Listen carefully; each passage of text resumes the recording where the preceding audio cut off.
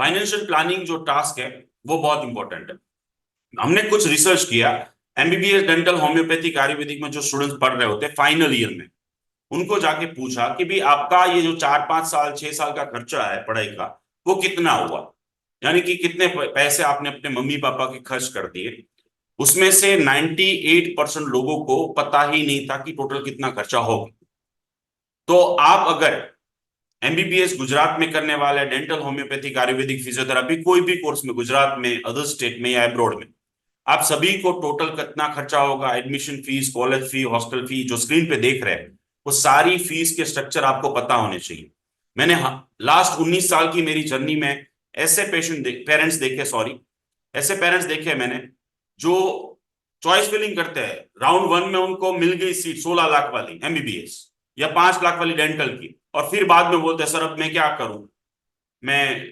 और काफी लोग तो है ना, सबमिशन भी डॉक्यूमेंट कर देते हैं, फीस भी भर देते हैं, फिर बाद में कहते हैं सेकंड राउंड में सर इतने पैसे की वो फैसिलिटीज नहीं हो पाएगी, इतने पैसे हमारे पास है नहीं। तो क्यों आपने फाइनेंशियल प्लानिंग पहले से नहीं किया? सेम अदर स्टेट में मेरे यहाँ से एडमिशन लेते हैं, जैसे for example last year Rajasthan में मैंने पेरेंट्स का एडमिशन करवाया। मैंने उनको बोला कि आपका टोटल बजट, टोटल पैकेज जो है वो 4.5 साल का 1 करोड़ 10 लाख रुपए पहुंच रहा है। आप समझ रही है, बहुत बड़ी रकम है।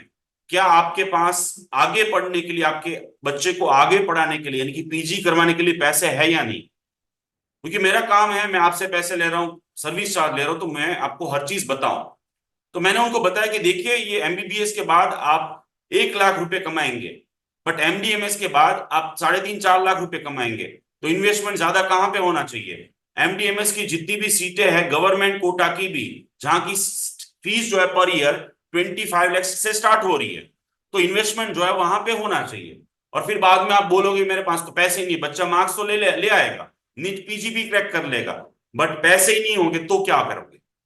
तो वहां पे फिर ड्रॉप लेना पड़ता है, स्टूडेंट्स पढ़ाई नहीं कर पाता है, और काफी साल जो है वो वेस्ट होते हैं। तो उसी पेरेंट्स को मैंने बोला, उसे बोला नहीं नहीं सर देखा जाएगा, पीजी का पीजी में देखेंगे, अभी तो बच्चे को यहीं रखना है, अभी को बच्चे को ले ही लेते एडमिशन। और वही पेरेंट्स मिलते हैं मुझे 1 साल के बाद और बोलते हैं कि सर जो आपने बोला वो अब रियलाइज हो रहा है। और वो रियलाइज इसलिए हुआ और लेट इसलिए हुआ क्योंकि फाइनेंशियल प्लानिंग नहीं था। मैं सिंपली ये कहूंगा कि कोई भी कोर्स में आप एडमिशन लो, कहीं पे भी लो, गुजरात में लो, अदर स्टेट में लो, अब्रॉड में लो, कहीं पे भी लो, सिंपल थिंग इज दैट कि वो 50% पैसे आपके पास होने चाहिए, 50% पैसे आपके पास होने चाहिए। बाकी एजुकेशन, लोन, स्कॉलरशिप आप देखिए, अप्रोच कीजिए। फाइनेंशियल प्लानिंग नहीं था, इसलिए लास्ट ईयर में बताऊं एक किस्सा। सूरत की एक लड़की थी, रो रही है लाइव वर्कशॉप में। मैंने क्या हुआ बेटा? उसने बोला सर पैसे नहीं है। मैंने बोला तू क्या हो गया, कैटेगरी बता। इसने कैटेगरी बताई, तो मैंने बोला 6 लाख की सीट में एमबीबीएस में मिल रहा है, तू MYSY की तौर पे या फिर कन्या के लोन के तौर पे तुझे 1 रुपया पे करने की जरूरत ही नहीं है, पैसे पे करने की जरूरत नहीं, तुझे मिल रही है स्कॉलरशिप ना। उसने बोला thank you so much sir, ये वो आपने तो मेरी भाई, it's all about the information. Let me give you one example more, एक और एग्जांपल देता हूं कि भाई एक पेरेंट्स आए मेरे पास, भावनगर से थे, कि सर मेरा बड़ा बेटा है, उसने नीट एग्जाम दिए, इतने मार्क्स आने वाले उसके, इतने मार्क्स आ चुके हैं फॉर एग्जांपल। और उन्होंने बोला कि सर अभी छोटा बेटा भी है, तो इसके पीछे खर्चा करे या वो उसके लिए रखे। मैंने बोला छोटे के लिए तो कुछ रखो ही मत, क्योंकि वो रखते हो ना तो वो सोचता है कि मेरे लिए तो पैसे पड़े हैं, तो वो पड़ेगा ही नहीं।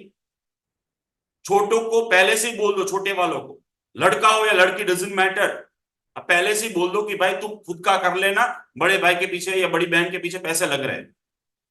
क्योंकि पहले वाले को पहुंचा दो इजीली, बाद वाले पीछे लाइन लग जाएगी, आगे पढ़ने लगेंगे।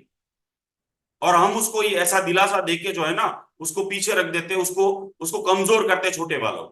तो मैंने उनको बोला देखो भाई पहला बच्चा है, उसने बोला देखो सर हम आयुर्वेदिक, होम्योपैथिक या फिजियो। मैंने बोला अच्छा पढ़ने वाला है, अच्छे मार्क्स लाया है, अब आपको पेमेंट सीट मिल रही है GMARS की 9 10 11 वाली, तो हम क्या कर सकते हैं?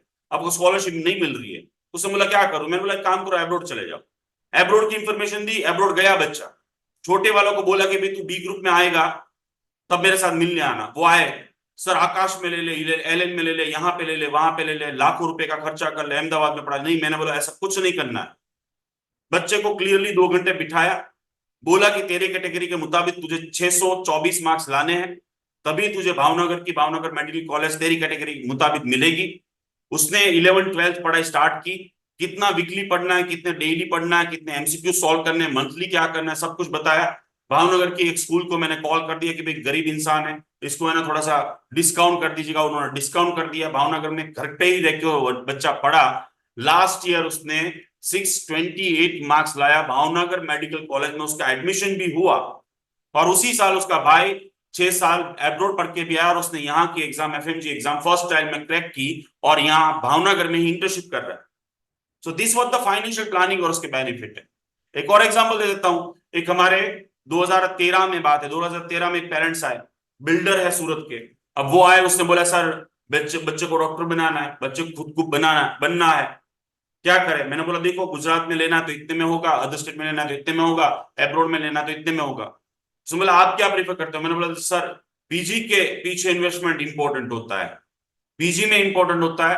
अभी आप पैसे बचा लो, उसको इन्वेस्ट कर दो, कोई जमीन खरीद लो, ऐसा जगह पे इन्वेस्ट करो ताकि वो पैसे डबल हो जाए। और जब बच्चा पढ़ के आए और एग्जाम क्लियर, सारी चीजें हो जाए, पीजी एग्जाम क्लियर हो और उसको पीजी में एडमिशन, वो बच्चा गया एब्रोड पढ़ने, 6 साल पढ़ के आया, फर्स्ट टाइम में सारी एग्जाम क्लियर की, यहाँ पे ड्यूरिंग इंटर्नशिप भी नीट पीजी एग्जाम दे दी, नीट पीजी एग्जाम क्लियर हुई।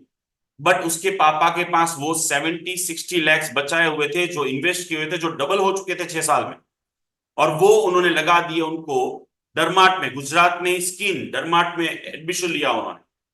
और आज उन्होंने उसमें से जो पैसे बचाए थे थोड़े से, उसकी एक जमीन ली हुई थी, वहां पे 3 फ्लोर की हॉस्पिटल बना के रेडी रखी है, जिसका ओपनिंग हो चुका है। So this called the financial planning. मैं सिंपली पेरेंट्स को कहूंगा कि ये 3-4 जो एग्जांपल दिए है उसको अच्छे से अप्लाई कीजिएगा, और स्टूडेंट्स को भी बोलूंगा ये टास्क जरूर से फुलफिल कीजिएगा, बहुत इंपॉर्टेंट है। आप अपने जो सीए होते हैं, अकाउंटेंट होते हैं, उनकी भी हेल्प ले सकते हैं।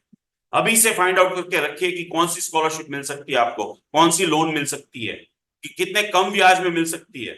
ये सारा प्लानिंग बहुत इंपॉर्टेंट है, स्टूडेंट्स के लिए भी और पेरेंट्स के लिए।